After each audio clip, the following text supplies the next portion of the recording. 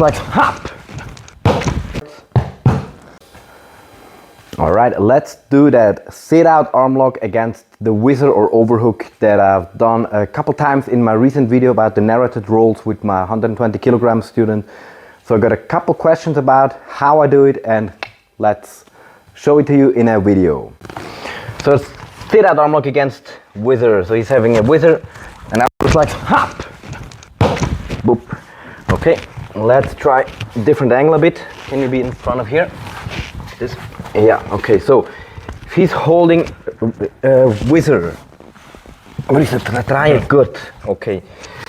His overhook, his arm could control me fairly well, and I'm just trying to sit out and, if possible, shoulder lock him. So in the dogfight position, how the situation evolves is that I probably would like to have an underhook, right? And head control.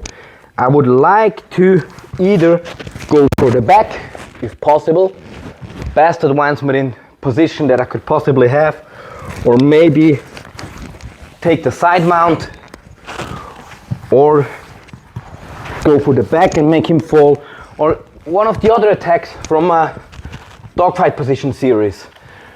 So when I have the underhook, he needs to take an overhook. Yes, that's the only way to stop me from taking his back. Now it's about who has the inside position of the head.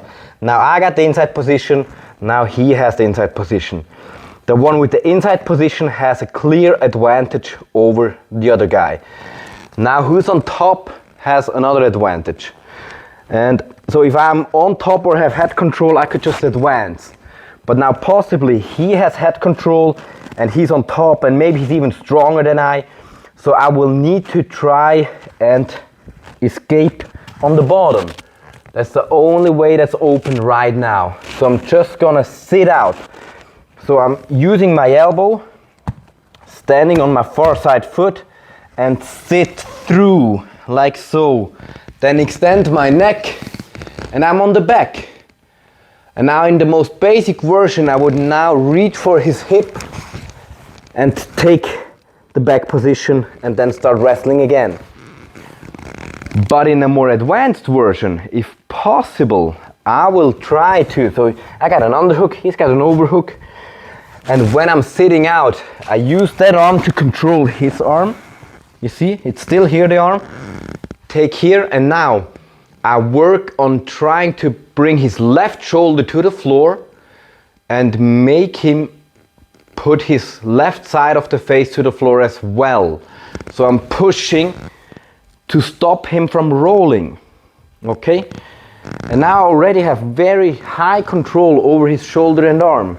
And I will just sit through and push the arm towards Kimura. Okay? If I'm not strong enough to Kimura him here, I will just use the wrist lock. But very likely that will work. Okay?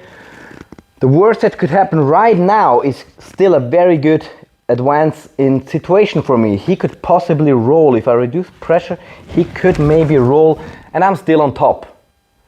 And I could still go for straight arm lock here, which I very much like. Or if that doesn't work, or I lose the elbow, just extend your neck. I'm on top of his head, so I got top position. Reach for the hip, and boom, I have side mount.